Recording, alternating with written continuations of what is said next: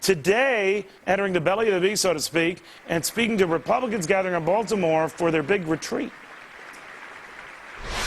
We were told had to be passed, or unemployment would go to 8%, as your administration said. Well, unemployment is 10% now, as you well know, Mr. President. All right, the man you just saw, Indiana Congressman Mike Pence, joins me on the phone. Congressman, that was pretty pointed, pretty direct. You weren't any shrinking violet there. Did he give you the death stare? What happened? Well, no. I think what happened here was a very honest conversation, a very frank exchange. It spanned the better part of an hour and a half. The President brought about 20 minutes of remarks, and then as you can see, being replayed on lots of the networks, including this one. But I'm talking, Congressman, to you. Yeah. You were very direct, very clear. You weren't fudging on anything. You weren't trying to just be, Thank you. You were very direct, and he seemed to take exception to a couple of things you said. How was he afterwards? Well, we just, I shook his hand and thanked him for coming before the conference. We invited him to come in because, quite frankly, we'd grown weary of this party of no fiction that the administration and the Democrats in Congress have been advancing over the last year. Republicans, as you know, Neil, have offered substantive alternatives on the budget, on stimulus, on health care, on energy.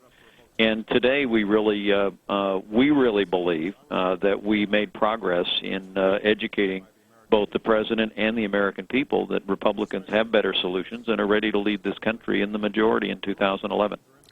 Did anything come in being there, though? I was a little surprised he even took you up on your invite. That was impressive. But anything changed, though? Because you guys have had these friendly powwows before. He would come to Capitol Hill. You would go up to the White House. And then there's still the bad blood between everyone. Well, look, we're all Americans. We all care about our country. But what was in high relief today is a difference in philosophy of government. That exchange that you just quoted from, I reflected with the President on the point that when he told the country earlier this year that we had to spend $787 billion in a stimulus bill or unemployment would go up to 8%. Well, now it's at 10%. Here in Baltimore, Maryland, it's 10.8%. And families are hurting. And I well, said, by the way, President, Congressman, when you raised that, he was saying, once again, I inherited this mess. The severity of the recession was worse than I could appreciate. But my whole stimulus program didn't kick in for a few months of my administration. Yeah, but so he was passing the baton there. Yeah, well, he was passing the baton a bit. He definitely defended what I think most Americans know is a failed economic stimulus plan. In fact, he not only the last one failed. He wants Speaker Pelosi to send him another piecemeal list of liberal spending priorities in her latest jobs bill.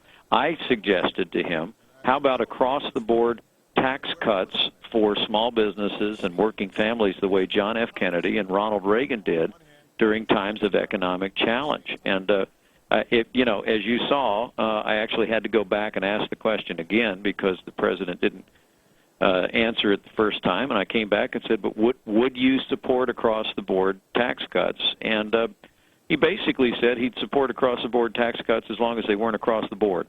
And well, you know what? You were, by the way, you were a very tough question. You could be a Fox anchor if you wanted to be, Congressman, but you obviously want to lift the esteem of your life a lot more, which is a very good move for you.